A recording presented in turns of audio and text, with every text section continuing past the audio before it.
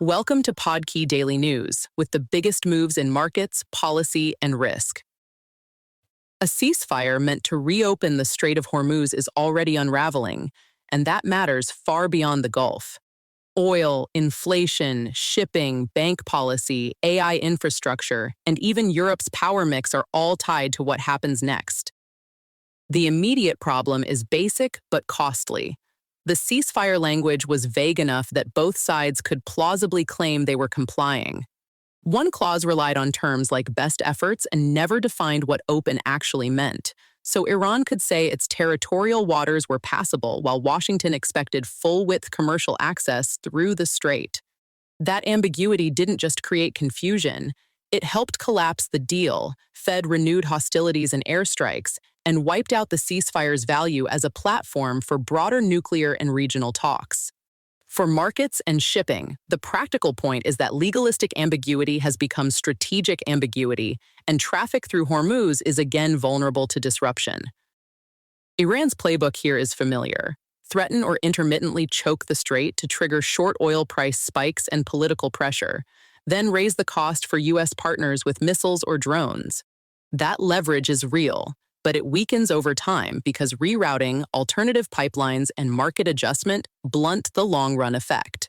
The U.S. side made the situation worse with uneven policy signaling.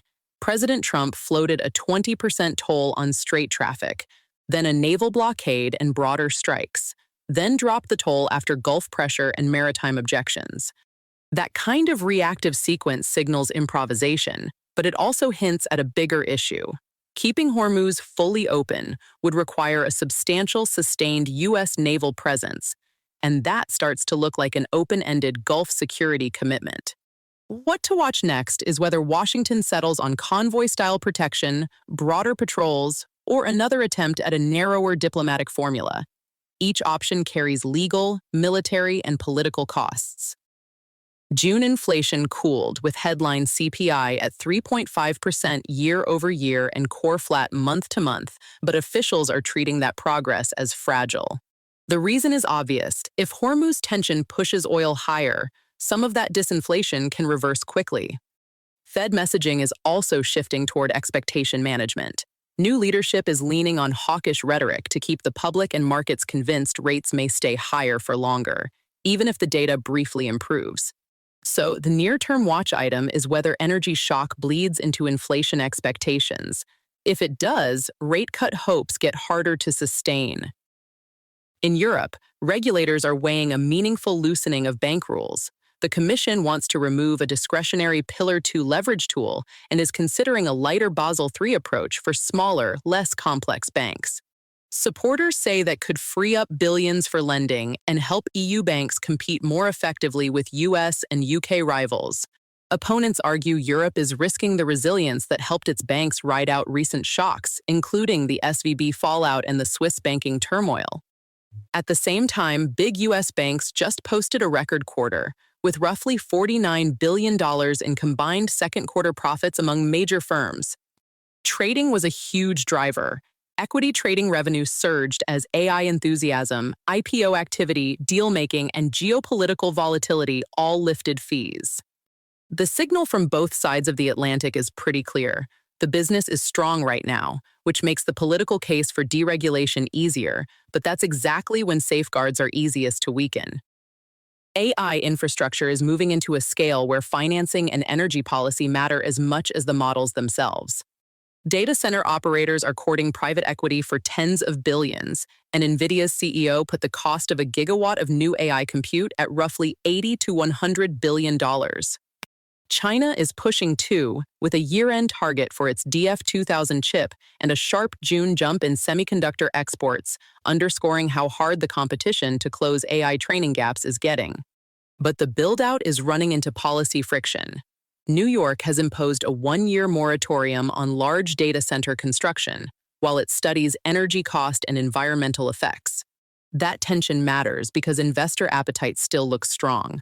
Capital is ready, valuations are high, and demand assumptions remain aggressive, but power availability and local permitting can still slow the physical rollout.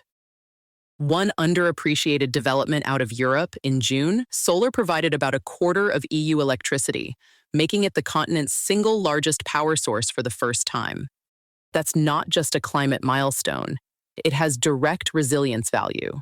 Countries that scaled renewables faster were better insulated from gas price shocks tied to Hormuz disruption, which is a practical reminder that energy diversification is also geopolitical risk management. In the U.S., multiple fatal shootings by ICE agents are now under FBI and DHS Inspector General review, including the killing of a 26-year-old Colombian man in Maine. The incidents have intensified scrutiny because some victims appear to have had valid work authorization, civilian video has conflicted with official accounts, and agents involved were not using body cameras.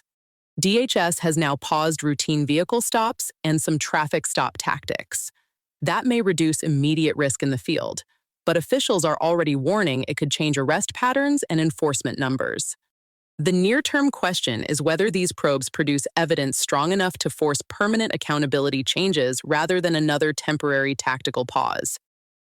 The public health story with the widest immediate reach is the heat dome and smoke emergency spreading across the U.S. Record temperatures in the West and smoke from more than 800 Canadian wildfires have pushed hazardous conditions across a huge stretch of the country, with health guidance focused on staying indoors and using high-filtration masks for vulnerable people. There's also a multi-state cyclosporiasis outbreak linked to bagged pre-washed salad kits. Michigan alone has reported more than 3,300 cases, 34 states are affected, and over 140 people have been hospitalized. The FDA is investigating lettuce as a primary source, so the practical watch item is whether recalls or broader supply chain warnings follow. One more item with major business implications. A coalition of 12 states is suing to block Paramount's planned acquisition of Warner Bros. Discovery.